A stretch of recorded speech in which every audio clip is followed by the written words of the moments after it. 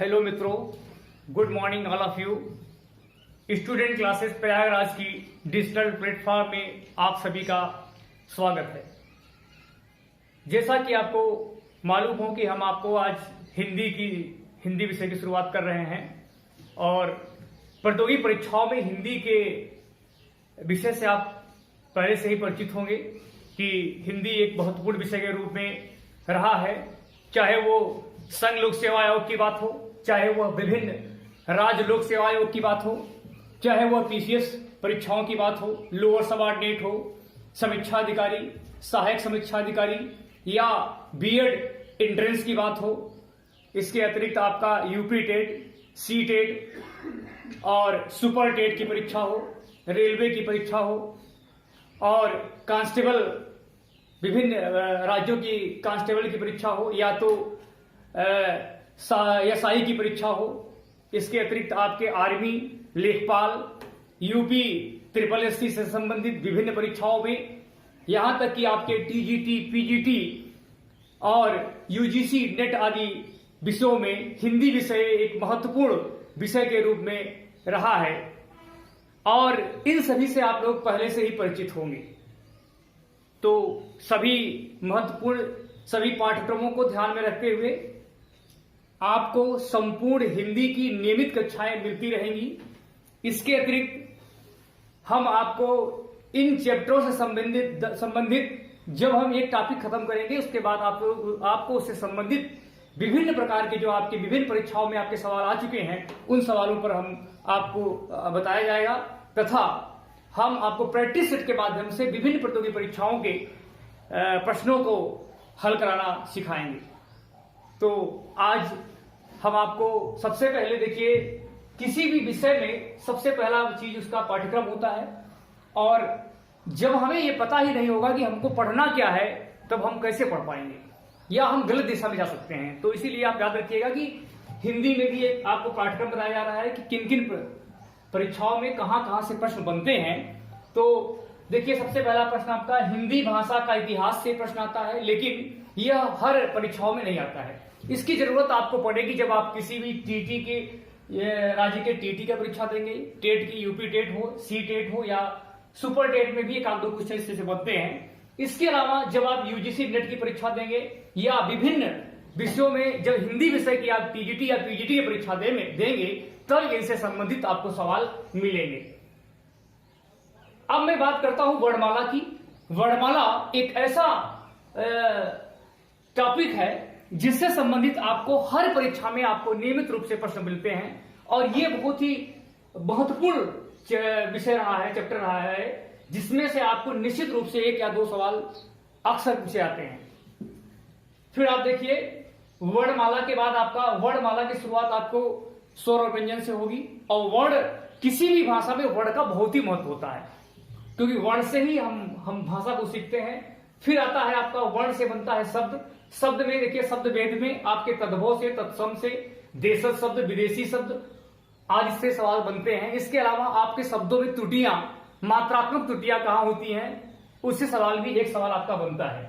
लेकिन याद रखिएगा कि तद्भव और तत्सम आदि सवालों को हल करने के लिए आपको प्रैक्टिस कराया जाएगा। इसमें हम आपको त्रुटियां थोड़ा सा समझा देंगे कि इसमें कैसे आप अलग करेंगे, तद्भव क्या है और तत्सम क्या है। इसके अतिरिक्त इसको बहुत ज्यादा नहीं पढ़ाना है, इसमें आपको क्या करना है कि मैक्सिमम आपको हम टेस्ट के माध्यम से आपको सवाल लगाना सिखाएंगे। कुछ चैप्टर ऐसे हैं जिसमें आपको ज्यादा ध्यान देना है। अब देखिए, जैसे आपका पर्यायवाची हो गया।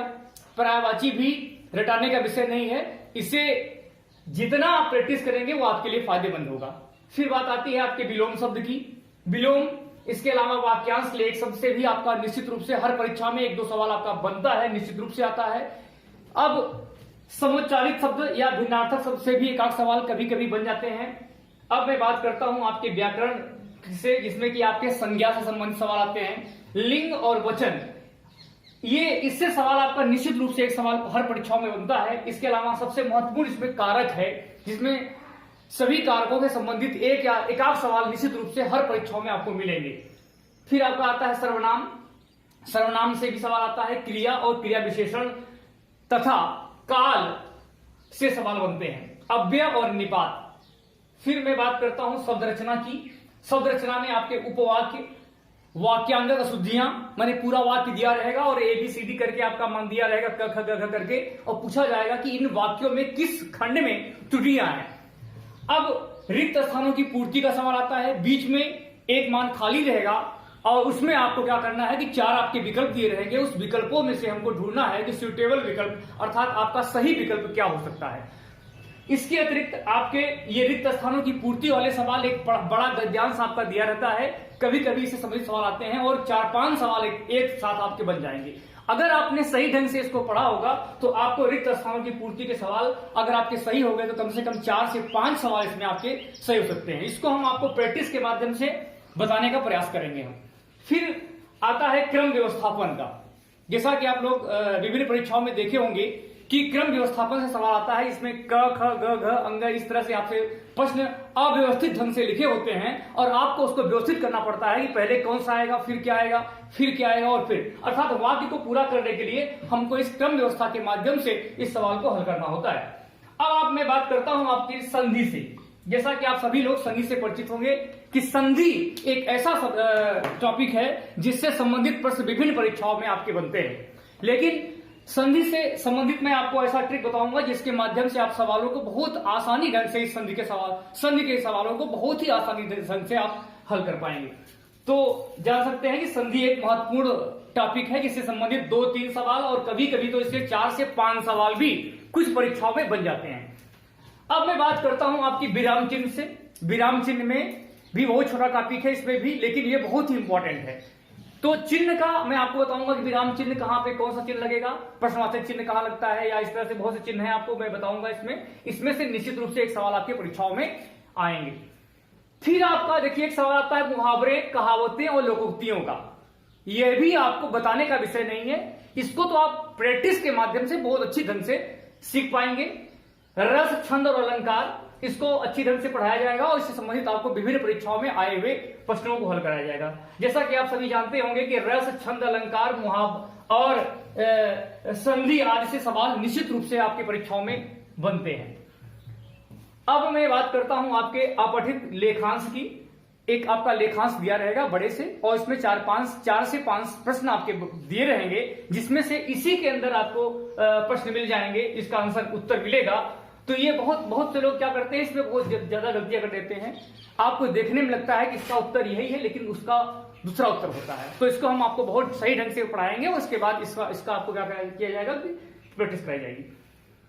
अब आप देख सकते हैं कि हिंदी साहित्य की पुस्तकें और विभिन्न इनके लेखकों के नाम। तो कुछ महत्वपूर्ण पुस्तकें हैं, कुछ प्राचीन पुस्तकें हैं, कुछ ऐतिहासिक बहुत पुरानी पुस्तकों और उनके लेखकों के नाम, और कुछ आजकल आधुनिक पुस्तकें और उनके लेखकों के नाम आप आजकल बन रहे हैं। इसके अलावा पत्र लेखन, ये तो आपका मेंस परीक्षा में, जब आप किसी भी मुख्य परीक्षा में भाग लेंगे, चाहे वो PCS की परीक्षा हो या अन्य किसी भी परीक्षा में हो, तो उसमें आपका पत्र लेखन से संबंधित सवाल आता है। और पत्र लेखन में भी पत्र भी कई तरह के होते हैं, इससे संबंधित आपको सवाल बताए जाएंगे। और एक निबंध, एक महत्वपूर्ण पेपर विषय जो सबसे लास्ट में आप समझ सकते हैं कि निबंध होता है, और आप बचपन में भी निबंध के बारे में पढ़े होंगे छोटी कक्षाओं में।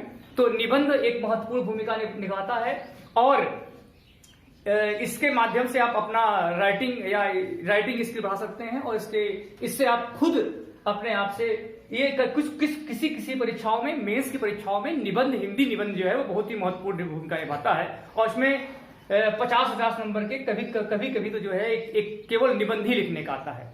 तो ये आपका पाठ्यक्रम है। हमने आपको एक पाठ्यक्रम बता दिया कि इनसे संबंधित आपको विभिन्न परीक्षाओं में सवाल बनेंगे, और अगर आप हमारे साथ लगे रहे तो हमें इस बात की उम्मीद है कि आप कभी भी विभिन्न परीक्षाओं में, जिन परीक्षाओं में आपका हिंदी विषय के रूप में शामिल है, उसमें आपको कभी भी किसी प्रकार की कोई प्रॉब्लम या कोई समस्या नहीं आने वाली है। तो आइए, अभी हम अपने संपूर्ण पाठ्यक्रम को अच्छी पूर्वक से समझ चुके हैं और आप ये भी समझ चुके होंगे कि इसमें सवाल 2 तरह के आते हैं। एक तो आपके थ्योरेटिकल हैं, जिसमें से आपको क्या होगा कि सूत्र पर आधारित सवाल है, जैसे आपके वर्णमाला का पोर्शन है, संधि का पोर्शन है, समास है, रस, छंद और अलंकार। ये कुछ मुख्य भाग ऐसे हैं जिनसे अगर आप चाहें तो एक भी आपकी गलतियां ना हो। क्योंकि ये सवाल ऐसे, ये सब सूत्र पे आधारित सवाल, जैसे आप गणित के सवाल लगाते हैं उसी प्रकार से आपको इसी प्रकार से आपको हिंदी में भी इन चैप्टरों से संबंधित आपको शॉर्टकट आपको मैं ऐसा नियम बताऊंगा जिसके माध्यम से आप इस सवाल इसको बहुत आसानी से हो सकते हैं, और इसमें आने वाले प्रतियोगी परीक्षाओं में किसी भी प्रकार की आपकी गलतियां नहीं हो सकती है। दूसरे प्रकार के प्रश्न ऐसे हैं जिनमें आपको प्रैक्टिस कराया जाएगा और वह सिर्फ और सिर्फ प्रैक्टिस के माध्यम से ही सिखा सकता है। जैसे आपका पर्यायवाची हो गया, विलोम हो गया, या कुछ चैप्टर ऐसे हैं जैसे मान लीजिए आपका जो लेखकों का सवाल चैप्टर था कि प्रसिद्ध पुस्तकें और उनके लेखक, तो ये सब आपको जितना आप प्रैक्टिस करेंगे उतना ही आपको अच्छी तरह से आप कर पाएंगे। और ये देखिए तो भंडार है कि अगर आप लेखकों की बात करते हैं, लेखकों की संख्या बहुत है, तो हो सकता है कि आप पूरा सही ढंग से हो सकता है पूरा का पूरा न रट पाए, लेकिन कुछ चैप्टर आपके ऐसे हैं जिसमें कि आप 100% आप सही कर सकते हैं। और अगर आप हमारे साथ लगे रहे तो आपको कहीं जाने की जरूरत नहीं है, न तो आपको किताबों पर कोई पैसा खर्च करना है और न ही आपको किसी प्रकार का भ्रमित होना है।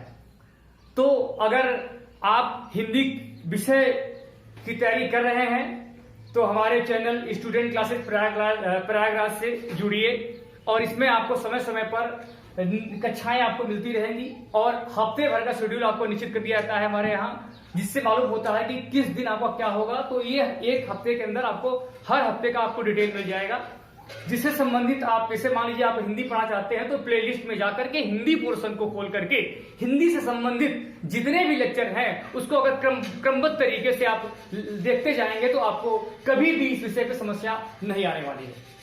तो आइए अब हम अपनी शुरुआत करते हैं वर्णमाला से। जैसा कि आप लोग जानते हैं कि किसी भी भाषा में वर्ण या अक्षर का कितना महत्व होता है, क्योंकि प्रत्येक भाषा की सबसे छोटी इकाई जो होती है वो वर्ण ही होती है। जिस प्रकार से अंग्रेजी वर्णमाला में 26 अक्षर होते हैं, उसकी शुरुआत जो है वो ए से जेड तक के अक्षर हैं, उसी प्रकार से हिंदी वर्णमाला में भी आपके अ से लेकर के ज्ञ तक के अक्षर हैं। तो आप समझ सकते हैं कि वर्णमाला क्या है? स्वर और व्यंजन दोनों के व्यवस्थित समूह को हम वर्णमाला कहते हैं। सबसे पहले हम ये जान लें कि वर्ण होता क्या है। तो आप समझ सकते हैं कि वर्ण उस मूल ध्वनि को कहते हैं जिसके और टुकड़े न किए जा सके। अर्थात अगर मैं बात करूं आपसे अ की, तो अ में केवल और केवल क्या है कि और टुकड़े नहीं हो पाएंगे, ठीक है ना। तो वर्ण में भी दो तरह के होते हैं, वर्णमाला में भी स्वर और व्यंजन। अब मैं बात करता हूं आपसे स्वर के बारे में कि स्वर है क्या। स्वर के बारे में आप सोच सकते हैं कि जिन ध्वनियों के उच्चारण में हवा मुंह से अवाध गति से बाहर निकलती है उसे हम स्वर कहते हैं। अब आप समझ सकते हैं कि स्वर है क्या। स्वर वह ध्वनि है जिसके बोलने में, जिनके उच्चारण करने पे मुख से हवा जो है वो बिना किसी अवरोध के सीधे मुंह से बाहर निकलती है, उसे हम स्वर कहते हैं। अब मैं बात करता हूं, जैसा कि आप इस चार्ट में देख सकते हैं कि स्वर के 3 प्रकार हैं। एक होता है मूल स्वर, दूसरा है संधि स्वर और तीसरा है आपका प्लुत स्वर। अब आप सबसे पहले आप समझ सकते हैं कि स्वर के कितने पार्ट हैं, तो आपका बता सकते हैं कि स्वर के 3 पार्ट होते हैं। पहला है आपका मूल स्वर जिसको हस्त स्वर भी कहते हैं, दूसरा है आपका संधि स्वर या प्लुत स्वर, इनको दोनों को मिला करके हम दीर्घ स्वर कहते हैं। और ये दीर्घ स्वर, अब देखिए ये प्लुत स्वर है। अब सबसे पहले हम ये समझना चाहते हैं कि मूल स्वर है क्या। मूल स्वर हम उसे कहते हैं कि जिन स्वरों के उच्चारण में कम से कम समय लगता है। तो याद रखिएगा कि मूल स्वर उसे कहते हैं जिनके उच्चारण में कम से कम समय लगता है, और इसे हम ह्रस्व स्वर भी कहते हैं। आपकी परीक्षाओं में प्रश्न बनता है कि मूल स्वरों की संख्या कितनी होती है। कभी कभी आपकी परीक्षाओं में प्रश्न आता है कि मूल स्वर कितने हैं, तो आप बता सकते हैं कि मूल स्वरों की संख्या क्या है, 4 है। और ये है क्या? अ, छोटा अ, छोटी ई, बड़ा उ और री। तो याद दे सकते हैं आप कि अगर आपके परीक्षा में प्रश्न बने कि मूल स्वर कितने हैं, एक प्रश्न आपका यह बन सकता है कि मूल स्वर कितने हैं, तो आपका उत्तर होगा मूल स्वरों की संख्या 4 होगी। और कभी कभी आपका प्रश्न बन सकता है कि निम्न में कौन सा मूल स्वर है, अब देखिए इनमें से 4 विकल्प दिए रहेंगे, 4 विकल्पों में कोई भी 3 जो रहेगा वो मूल स्वर नहीं होगा और एक आपका मूल स्वर होगा। तो आपका जवाब देना होगा कि अ, ई, उ और री, इनमें से अगर कोई भी एक मान आपका आता है तो वह मूल स्वर होगा। लेकिन तीसरा सवाल, कभी कभी सवाल आपके इस मूल स्वर से बन सकते हैं कि निम्न में कौन सा मूल स्वर नहीं है, निम्न में कौन सा मूल स्वर नहीं है। तो आपके विकल्प में 3 विकल्प तो अ, ई, उ और री में से रहेगा और एक आपका ऐसा रहेगा जो इनसे हटके हो, इनसे अलग हो। तो आप देख सकते हैं कि मूल स्वर से संबंधित आपके 3 प्रकार के प्रश्न बन सकते हैं। पहला प्रश्न पूछ सकता है कि मूल स्वरों की संख्या कितनी होती है, तो आप देख सकते हैं कि मूल स्वर कितने होते हैं, 4 होते हैं। फिर प्रश्न बन सकता है कि मूल स्वर निम्न में से कौन सा मूल स्वर है, और दूसरा प्रश्न, तीसरा प्रश्न क्या हो सकता है कि निम्न में ऐसा कौन सा है जो मूल स्वर नहीं है। जब नहीं की बात करेगा तो बहुत लोग यहां गलतियां करते हैं कि नहीं को नहीं ध्यान देते और आप सीधे ये मान सकते चलते हैं कि इसमें पूछा जा रहा है कि कौन सा मूल स्वर है। तो यहां पर आप लोग गलतियां मत करिएगा कि अगर नहीं कहा है तो इसका मतलब है कि हमको वह ढूंढना है जो अ, ई, उ और री से हटके हो। अच्छा, अब मैं बढ़ता हूं संधि स्वर की तरफ। संधि स्वर, संधि स्वर का मतलब क्या होगा, जिन स्वरों के उच्चारण में, अब देख सकते हैं आप कि जिन स्वरों के उच्चारण में मूल ध्वनि की सहायता ली जाती हो उसे हम संधि स्वर कहते हैं। यद्यपि इसमें परिभाषा लिखने का नहीं आता है, लेकिन आप समझ सकते हैं कि संधि स्वर है क्या। तो संधि स्वर वह होता है जिसके उच्चारण में हमको मूल ध्वनि की सहायता लेनी पड़ती है। अब आप देख सकते हैं कि अगर प्रश्न बने कि संधि स्वरों की संख्या कितनी होती है, तो आपका उत्तर होगा कि संधि स्वर आपके 2 प्रकार के होते हैं। संधि स्वर कितने प्रकार के होते हैं, 2 प्रकार के। एक होता है दीर्घ संधि और एक होता है संयुक्त स्वर। जैसा कि आप लोगों को आगे संधि विच्छेद जब मैं कराऊंगा तो इसके बारे में स्पष्ट बताऊंगा कि दीर्घ संधि क्या है, लेकिन आप अब अभी तो केवल सिर्फ आप स्वर के बारे में समझ रहे हैं। तो आप देख सकते हैं कि आपका प्रश्न एक बन सकता है इसमें कि संधि स्वर की संख्या कितनी होती है, संधि स्वर की संख्या कितनी होती है। तो आपका उत्तर होगा कि संधि स्वर कितने होते हैं, 7 होते हैं। अब मैं बात करता हूं दीर्घ संधि की। दीर्घ संधि, अब आप देखिए कि दीर्घ संधि है क्या, ये संधि स्वर का ही पार्ट है। दीर्घ जो है इसमें जो है 2 सजातीय मूल ध्वनियां या मूल स्वर मिल करके दीर्घ संधि बनाते हैं। जैसे मान लीजिए छोटा अ और छोटा आ मिलकर क्या बन गया, बड़ा आ। छोटी ई और बड़ी ई मिलकर क्या बन गई, बड़ी ई। और छोटा ऊ और बड़ा ऊ मिलकर क्या बन गया, बड़ा ऊ बन गया। तो ये प्रश्न आपका बन सकता है कि दीर्घ संधि में किन किन वर्णों से क्या क्या बना, अर्थात पूछ सकता है कि अ और आ के मिलने से क्या बनेगा, छोटी ई और छोटी ई मिलकर के क्या बनेगी, और बड़ा ऊ, छोटा ऊ और छोटा ऊ मिलकर के क्या बनेगा। एक प्रश्न ये बनेगा। दूसरा प्रश्न आपका पूछ सकता है कि बताइए कि दीर्घ स्वर कितने हैं। दीर्घ स्वर जो आपका संधि स्वर का ही पार्ट है, उनकी संख्या कितनी है। तो आपका जवाब होगा इनकी संख्या 3 है। और ये 3 है क्या, अ और आ मिलके आ, छोटी ई मिलके बड़ी ई, छोटा ऊ और छोटा ऊ मिलकर के बड़ा ऊ। अब मैं बढ़ता हूं अगले प्रश्न की तरफ, और यह सवाल आपका दिया है कि संयुक्त स्वर। जैसा कि आप देख सकते हैं कि संयुक्त स्वर भी संधि स्वर का ही पार्ट है। अब आप देखिए कि संयुक्त स्वर और दीर्घ स्वर में क्या अंतर है। दीर्घ स्वर में भी मूल स्वर से बनता था और संयुक्त स्वर भी मूल स्वर से बनता है, लेकिन अंतर क्या है कि दीर्घ स्वर में आपके सजाती माने एक ही पार्ट, एक ही तरह के। अ है तो अ ई है तो ई और ऊ है तो ऊ है, माने जो है वही। और दोनों ही पार्ट का जो है वो क्या भाग लेता था कि हस्त स्वर, मूल स्वर ही भाग लेते थे। अब मैं बात करता हूं संयुक्त स्वर की। तो संयुक्त स्वर में 2 विजातीय स्वर मिलते हैं। अभी तक क्या होता था, एक ही ग्रुप के बनते स्वर होते थे, लेकिन इसमें क्या है कि 2 अलग अलग तरह के, अर्थात अ है तो अगला ई हो गया। अब आप देख सकते हैं कि प्रश्न कैसे बनेगा कि ये है सजाती स्वरों के मिलने से बनता है और ये किससे बनता है, विजातीय स्वरों से। अब आप समझिए सजाती और विजाती है क्या।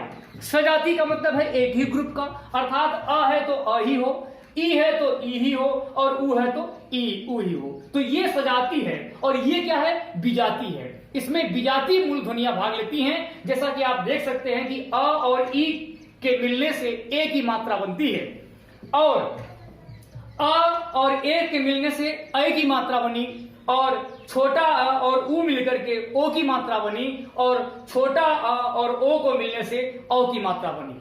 अब आप देख सकते हैं कि इसमें प्रश्न आपके किस तरह के प्रश्न आपकी परीक्षाओं में इनसे पूछे जाएंगे। सबसे पहला प्रश्न आपका बन सकता है कि संयुक्त स्वर है कैसा। ये इसमें सजातीय पद भाग लेते हैं कि विजातीय पद। तो आप देख सकते हैं कि सजातीय नहीं बल्कि इसमें विजातीय मूल स्वर भाग लेते हैं। और अगला प्रश्न आपका बन सकता है कि बताइए कि संयुक्त स्वर कितने होते हैं। तो आपका जवाब होगा कि 4 होते हैं।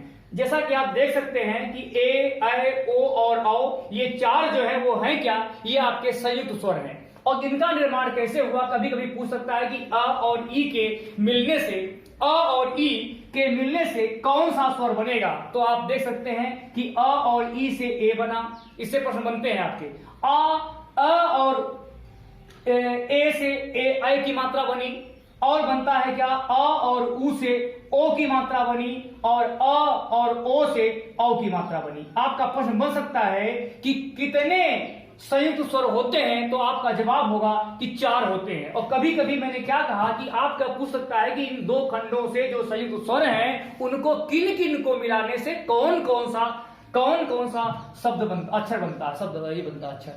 तो आप देख सकते हैं कि आपको स्वर के बारे में पता चल गया कि स्वर होता क्या है। वर्णमाला के बारे में आप जान गए, स्वर क्या होता है, मूल स्वर है क्या। मूल स्वर के बाद मैंने आपको बताया संधि स्वर क्या है, इनकी संख्या कितनी होती है। इसके भी 2 पार्ट हैं, पहला है दीर्घ, दूसरा है संयुक्त। दीर्घ में भी कितने तरह के प्रश्न बनते हैं और संयुक्त स्वर में भी आपके कितने प्रकार के प्रश्न बनते हैं।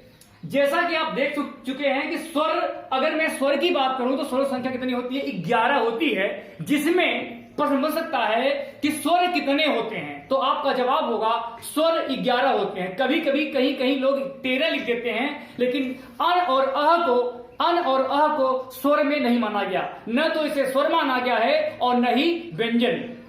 तो याद रखिएगा कि अगर पूछा जाए प्रश्न में कि स्वर कितने होते हैं तो आपका उत्तर होगा कि स्वरों की संख्या कुल 11 होती है, जिसमें से 4 मूल स्वर हैं और 7 क्या हैं, संधि स्वर हैं। अगर प्रश्न बने कि संधि स्वर कितने प्रकार के होते हैं तो आपका जवाब होगा 2 प्रकार के, एक होता है दीर्घ, एक होता है संयुक्त। अगर प्रश्न पूछा जाए दीर्घ स्वर कितने हैं तो आपका जवाब होगा 3, और पूछा जाए कौन कौन से हैं कौन कौन से नहीं है तो आप बता सकते हैं। फिर पूछ सकता है संयुक्त स्वर की संख्या कितनी है तो आपका उत्तर क्या होगा, 4 होगा। लेकिन ज्यादातर इसमें प्रश्न आपके जो बनते हैं, पूछा जाता है किन मात्राओं से मिल करके कौन सी मात्रा बनती है। तो निश्चित रूप से इन चारों में से एक आध सवाल आपका कभी न कभी पूछा गया है। चलिए, जैसा कि आप जानते हैं कि हम आप लोगों को हिंदी वर्णमाला से चैप्टर को पढ़ाया जा रहा है, देख रहे हैं। और अब मैं बात करता हूं प्लुत स्वर की। प्लुत स्वर आप समझ सकते हैं कि वे स्वर होते हैं जिनके उच्चारण में दीर्घ स्वर से भी ज्यादा समय लगता है, अर्थात इनको हम त्रिमात्रिक स्वर भी कहते हैं।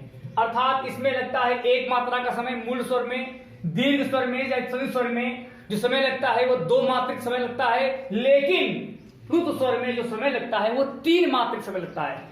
इसमें हम क्या करते हैं, समय ज्यादा लेते हैं। जैसे हमने बोला ओम, ओम ओम बोलने मात्र से उच्चारण में आप देख सकते हैं कि समय ओम जोर देकर बोला जाता है। और याद रखिएगा जिसमें ये 3 उल्टी इस तरह का मान लिखा रहेगा वो कौन सा स्वर होगा, आपका प्लुत स्वर होगा। इसमें से भी आपके प्रश्न बनते हैं कि बताइए कि ओम जैसे मान लीजिए लिखा गया तो इसमें कौन सा स्वर है। तो आप बता सकते हैं कि ये कौन सा है, ये प्लुत स्वर है।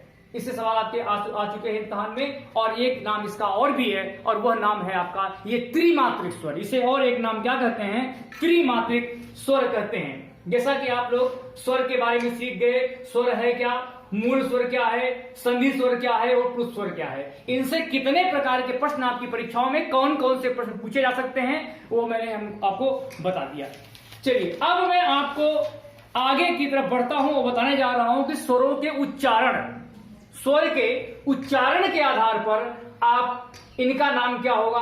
अग्र स्वर किसे कहते हैं, मध्य स्वर किसे कहते हैं और पश्च स्वर किसे कहते हैं। सबसे पहले आप लोग इसके बारे में जान लीजिए कि उच्चारण की दृष्टि से उच्चारण जानते हैं। जैसे हम आप बोलेंगे, आवाज करेंगे तो हमारे मुख से कहां से कौन सी ध्वनि निकलेगी, इसके बारे में। उच्चारण करने से जो ध्वनियां होती हैं उसे हम क्या कहेंगे, इस कौन कौन से स्वर हमारे हैं, अग्र स्वर हैं, कौन कौन से मध्य स्वर है और कौन से पश्च स्वर है। तो सबसे पहले हम आपको बताने जा रहे हैं कि अग्रस्वर कहते किसे हैं। तो याद रखिएगा कि जिन स्वरों के उच्चारण में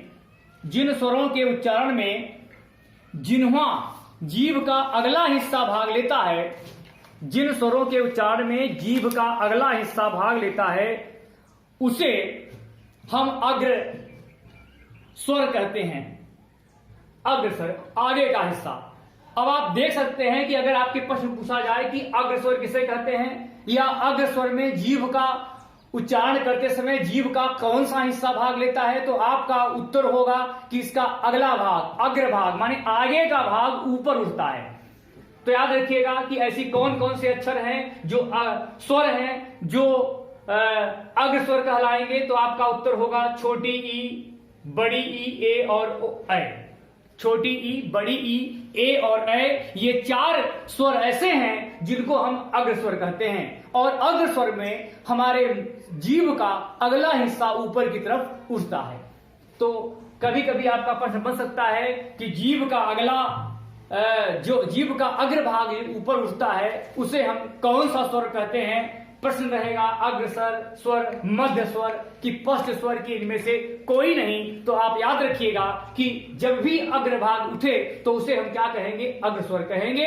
प्रश्न बन सकता है कि बताइए कि अग्रस्वरों की संख्या कितनी है, तो आपका उत्तर होगा 4। और ये है कौन, ई, छोटी ई, बड़ी ई, ए और ए। और आप देख सकते हैं कि इनके उच्चारण करते समय हमारे जीभ का पहला हिस्सा, आगे का हिस्सा जो है वो ऊपर की तरफ उठता है, इसीलिए इसे हम अग्रस्वर कहते हैं। जैसा कि आप लोग जान सकते हैं कि उच्चारण की दृष्टि से बताया जा रहा है। और अब मैं बढ़ता हूं आपके मध्य स्वर की तरफ।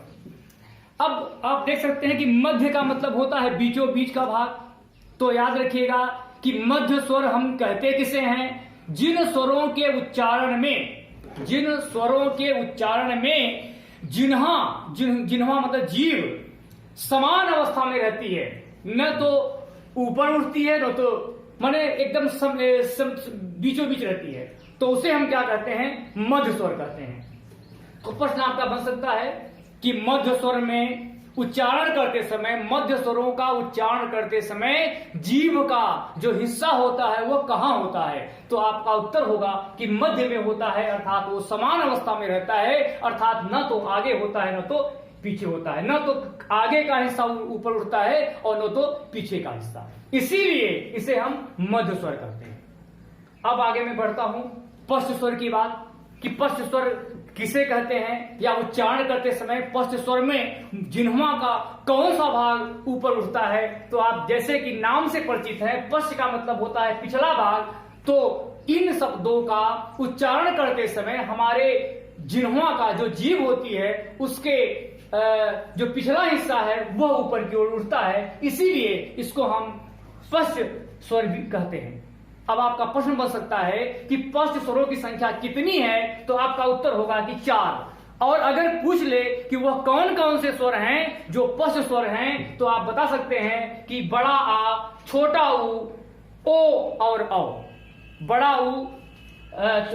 आ, छोटा ऊ, ओ और औ, ये 4 स्वर ऐसे हैं जिन्हें हम पश्च स्वर कहते हैं। अब आप जान चुके होंगे कि उच्चारण की दृष्टि से स्वर को 3 भागों में बांटा गया है। और इसमें प्रश्न बन सकता है कि अग्रस्वर निम्न में कौन कौन से अग्रस्वर हैं, या कभी कभी प्रश्न हो सकता है कि निम्न में ऐसे कौन से स्वर हैं जो अग्रस्वर नहीं हैं। तो नहीं जब कहे तो इसका ध्यान रखिएगा, जो दिए हैं उनमें से नहीं होना चाहिए, वही आपका विकल्प होगा। प्रश्न बन सकता है कि मध्य स्वर की संख्या कितनी होती है, वह कौन सा मान है जो मध्य स्वर है, या प्रश्न बन सकता है कौन सा मध्य स्वर नहीं है, या प्रश्न बन सकता है कि मध्य स्वर में हमारे जिन्ह्वा का कौन सा हिस्सा ऊपर उठता है। फिर प्रश्न बन सकता है पश्च स्वर संख्या कितनी है, और पश्च स्वर में हमारे मुख का कौन सा हिस्सा, जिन्ह्वा का कौन सा हिस्सा ऊपर उठता है, या इसमें प्रश्न बन सकता है कि निम्न में कौन सा पश्च स्वर है या निम्न में कौन सा पश्च स्वर नहीं है। अब मैं आगे की तरफ बढ़ता हूं। जैसा कि आप लोग हिंदी विषय की वर्णमाला पोर्शन से चैप्टर पढ़ रहे हैं आप, और अब मैं आपको बताने जा रहा हूं आगत स्वर के बारे में कि आगत स्वर कितने हैं और कौन सा शब्द है जो आगत स्वर है। तो याद रखिएगा, आ के ऊपर ये बिंदी बनी रहेगी, उसे हम क्या कहते हैं, आगत स्वर कहते हैं। इसको आप लोग रख लीजिएगा। फिर मैं बात करता हूं संवृत्त स्वर। संवृत्त अर्थात इनको बोलने से वृत्ताकार जीव का हिस्सा वृत्त के रूप में मुड़ता है, तो इसीलिए इसे क्या कहते हैं, संवृत्त स्वर कहते हैं। और इनकी संख्या जो होती है वो 2 है, और इसे क्या कहते हैं, ई और ऊ। ई और ऊ ये 2 मान जो है वो संवृत्त स्वर हैं। अर्थात इसमें वृत्ताकार मुख्य जो वोट की डिजाइन है वो वृत्ताकार भाग में मुड़ती है। तो याद रख सकते हैं कि संवृत्त स्वर कितने हैं और कौन कौन से हैं। तो आप याद रखिएगा कि छोटा ई और बड़ी ई और बड़ा ऊ। अब आप नीचे की तरफ बढ़िए और मैं बताने जा रहा हूं कि अर्ध संवृत्त स्वर। अर्ध संवृत्त स्वर का मतलब होता है इसमें जो है वो आधा वृत्ताकार जो है वो पूरा नहीं बल्कि आधा भाग बनता है, और इनकी संख्या जो अभी तक बड़ी ई बड़ा ऊ था वो क्या हो जाएगा, छोटी ई और छोटा ऊ हो जाएगा। तो याद रखिएगा, तो अर्ध माने आधा। अब यहां पे देखिए इसमें मात्रा थी, बड़ी थी, और इसमें क्या हो गई, छोटी की। छोटी ई छोटा ऊ, छोटी ई बड़ी ई बड़ा ऊ। ये था आपका अर्ध। अर्ध माने आधा, और ये संवृत्त माने पूरा। अब देखिए आप लोग विवृत स्वर। विवृत स्वर आ, ए और औ, ये 3 जो है वो क्या है, विवृत स्वर है। अब आप देख सकते हैं कि अर्धविवृत स्वर क्या होते हैं। ये जितने जितने आपकी छोटे मात्रा बड़ी मात्रा थी, ये छोटी मात्रा हो गई। आ की मात्रा है ना, यहाँ पे ऐसे था, तो ये छोटी की मात्रा ये क्या हो गई, ओ की मात्रा। इसे हम क्या कहेंगे, अर्धविवृत स्वर कहते हैं। जैसा कि आप लोग इन स्वरों से परिचित हो गए होंगे, अब मैं स्वर से संबंधित कुछ चीजें आपको और बताने जा रहा हूं। बहुत से लोग भ्रमित हो जाते हैं कि ये अन और अह से। बहुत लोग ये समझ नहीं पाते हैं कि अन और अह जो होते हैं वो हैं क्या। कुछ लोग इसकी गणना स्वर में करते हैं और कुछ लोग इसकी गणना व्यंजन के रूप में करते हैं। लेकिन मैं आप लोगों को बता देना चाहता हूं कि स्वर और न तो इनकी गणना स्वर में की जाती है और न ही व्यंजन में की जाती है। इसके लिए आचार्य किशोरीदास वाजपेयी जी ने, इसको नोट कर लीजिएगा, इससे कभी कभी प्रश्न बन सकता है कि बताइए कि अन और अह को अयोगवाह किसने कहा। तो आप याद रखिएगा कि आचार्य किशोरीदास वाजपेयी जी ने अन और अह की मात्रा जो होती है उसे अयोगवाह कहा, और इन्होंने यह बताया कि न तो यह स्वर में होता है और न ही व्यंजन में होता है। तो अब आप देख सकते हैं इसके अतिरिक्त कुछ ध्वनियां ऐसी होती हैं जो स्वर न तो स्वर है न तो व्यंजन है, और इसको अयोगवाह किसने कहा, और अन को क्या कहते हैं और अह को क्या कहते हैं। अब बताइए क्यों इसको अयोगवाह कहा गया। प्रश्न बन सकता है कि इसको अयोगवाह क्यों कहते हैं, क्योंकि यह बिना किसी दूसरे शब्द के योग के अर्थ वहन करते हैं, इसलिए इसको क्या कहा जाता है, अयोगवाह कहा जाता है। अर्थात अगर कहीं पर अन लिखा है तो अन अपने आप में एक शब्द बना रहा है, इसको बनाने के लिए किसी अन्य शब्द को जोड़ने की जरूरत आपको नहीं पड़ेगी, इसीलिए इसको अयोगवाह कहा। अब प्रश्न बन सकता है कि इसका अयोगवाह नाम किसने दिया, तो आचार्य किशोरीदास वाजपेयी जी ने इसका नाम दिया। और देखिए हिंदी वर्णमाला में इसका प्रयोग, ये प्रश्न अक्सर आता है आपका कि हिंदी वर्णमाला में अयोगवाह का प्रयोग कहां होता है। तो याद रखिएगा कि अयोगवाह अन और अह है, इनकी संख्या 2 है, और अयोगवाह अन और अह ये जो है वो स्वर के बाद, लेकिन ये व्यंजन से पूर्व इनका प्रयोग होता है। तो याद रखिएगा कि इनका प्रयोग स्वर के बाद लेकिन व्यंजन के पूर्व इनका प्रयोग होता है। अब आप देख सकते हैं कि अन क्या है और अह क्या है, इसमें भी प्रश्न बनते हैं कि अन क्या किसे कहते हैं और अह किसे कहते हैं। तो अन जो है वो क्या है, अनुनासिक है। याद रखिएगा, इसको क्या कहते हैं हम, इसको हम अनुनासिक कहते हैं, और अह को हम क्या कहते हैं, विसर्ग कहते हैं। याद रखिएगा, अन को क्या कहते हैं, अनुनासिक कहते हैं, और अह की मात्रा को हम क्या कहते हैं, विसर्ग कहते हैं। अब देखिए बहुत से लोग, कभी कभी पूछा जाता है कि अनुनासिक क्या है और निरानुनासिक क्या है। बहुत से लोग इसमें फंस जाते हैं, अनुनासिक और निरानुनासिक। निरानुनासिक याद रखिएगा, अनुनासिक और निरानुनासिक।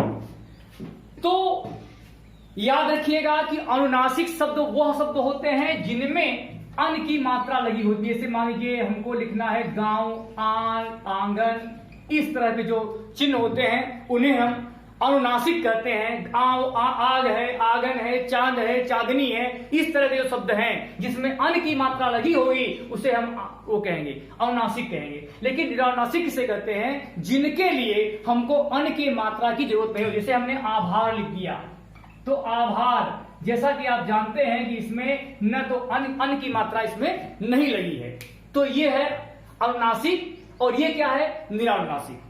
तो आप समझ सकते हैं। इसके अलावा हमने आप लोगों को विसर्ग के बारे में बताया, जहां पर भी अ की मात्रा लगी रहेगी वहां पर विसर्ग का प्रयोग होगा। जैसा कि आप लोग अभी जब हम आप लोगों को संधि पढ़ाएंगे तो आपकी एक संधि विसर्ग पड़ेगी, और विसर्ग में आपको मैं पहचान बता दूंगा जिसमें अ का चिन्ह बना रहेगा, वह विसर्ग संधि होगी। इससे संबंधित आपको आगे भी सवाल मिलते रहेंगे, लेकिन थोड़ा सा इससे संबंधित मैं आप लोगों को उच्चारण की दृष्टि से स्वर में कौन कौन से पार्ट होते हैं पहले मैं आपको ये समझा दूं कि किसे हम कंठ कहते हैं। इसमें सवाल आपके बनते हैं स्वर से संबंधित कि कंठ, कौन कौन से शब्द हैं जो कंठ में आते हैं। तो याद रखिएगा कि स्वरों में से छोटा अ और बड़ा आ, छोटा अ और बड़ा आ, ये जो दो मात्राएं हैं वो कंठ से बोली जाती हैं, कंठ से। इसको हम कंठ कहते हैं, और कंठ हम इसलिए कहते हैं क्योंकि इनकी आवाज बोलते समय जो हमारा मुख से उच्चारण होता है वह कंठ या गले से होता है। अब आप देख सकते हैं, अब मैं बढ़ता हूं आपके तालव्य। सवाल बनता है कि कौन कौन से स्वर ऐसे हैं जो तालव्य हैं। तो याद रखिएगा कि छोटी ई और बड़ी ई, छोटी ई और बड़ी ई, ये दो आपके मान ऐसे हैं जिसे हम क्या कहते हैं? तालव्य कहते हैं। अब आप देख सकते हैं कि री जो है उसे हम मूर्धन्य ध्वनि कहते हैं। री जो है वो क्या है? मूर्धन्य है। ए और ऐ की मात्रा को हम कंठ तालव्य कहते हैं, कंठ तालव्य। अर्थात इसकी जो उच्चारण होता है, इसका जो मुख से उच्चारण होता है वो गले और तालु दोनों के संपर्क से तब बोला जाता है। तो अगला मान आपका देख लीजिए, ओ और औ। ओ की मात्रा और औ की मात्रा जो होती है इसे हम कंठोष्ठ कहते हैं, कंठोष्ठ। जैसा कि आप लोग जानते हैं कि कंठोष्ठ का मतलब होता है कंठ, कंठ का मतलब गला और ओष्ठ का मतलब होता है ओठ। इनका उच्चारण गले और ओठ की सहायता से किया जाता है, इसीलिए इसे क्या कहते हैं? कंठोष्ठ कहते हैं। आगे आपको व्यंजन में इसके संबंधित विस्तार से बताया जाएगा कि कंठ क्या है, तालव्य क्या है, मूर्धन्य क्या है, कंठ तालव्य क्या है और कंठोष्ठ क्या है। हम लोग बात कर रहे थे उच्चारण के आधार पर शब्दों के स्वरों के भेद के बारे में कि किन शब्द की ध्वनि कहां से निकलती है। तो आप देख सकते हैं कि कंठ जो गला होता है, इनकी ध्वनियां हमारे गले से होती है और इनकी ये दो हैं, अ और आ। तालव्य छोटी ई और बड़ी ई, ये दो हैं।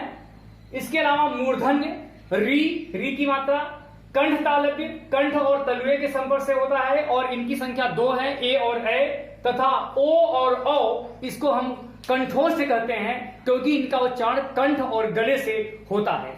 इसके अलावा ये तो हो गया स्वर के बारे में, और अगर पूछा जाए कि अयोगवाह की जो ध्वनियां होती हैं वो किसमें आती हैं, तो याद रखिएगा कि अन और अ की ध्वनियां का उच्चारण भी आपके कंठ से ही होता है। आज के लेक्चर में हम आप लोगों के अपने सिलेबस से संबंधित हिंदी विषय के बारे में आप लोगों को जानकारी दी गई कि किन किन टॉपिक से आपके परीक्षाओं में प्रश्न बनते हैं, और उसकी एक शुरुआत हमने वर्णमाला से और वर्णमाला के स्वर से की, और इससे संबंधित आपको बताया गया, जानकारी दी गई।